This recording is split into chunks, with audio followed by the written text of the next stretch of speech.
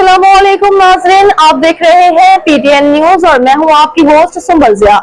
शामिल करते हैं आज की अहम खबरें। जुलाई ta सितंबर अवाम से 110 अरब रुपए की इजाफी पेट्रोलियम लेवी वसूल। इस्लामाबाद हुकूमत ने जुलाई से सितंबर के दौरान अवाम से 110 अरब रुपए के इजाफी पेट्रोलियम लेवी वसूल कर ली। वजारत खजाना की दस्तावेज़ के मुताबिक रमा माली साल लेवी की मद में 371 अरब मौसूल हुए।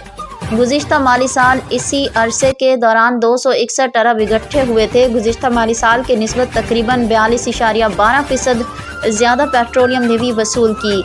दस्तावेज़ के मुताबिक IMF शार्ट के मुताबिक 1.6% बालिहाज GDP बजट सरप्लस रहा। पहली समाही के दौरान प्राइमरी बैलेंस बालिहाज GDP 2.7% रिकॉर्ड हुआ। कर्ज़ों के लिए सूद अदायगियों पर 1377 अरब और दिफा पर 447 अरब खर्च किए। जुलाई से सितंबर के दौरान हुकूमती आमदन 6200 अरब और अखराजात 4080 अरब रुपए रहे। इस अरसे में 2119 अरब रुपए का कर्जा लिया गया। मरकज़ी बैंक का मुनाफा 2428 अरब रुपए दिया। दस्तावेज़ के मुताबिक जुलाई ta सितंबर कार्बन लेवी के मद में 10 अरब और EV अपडेशन लेवी के मद में 3 अरब जमा किए गए।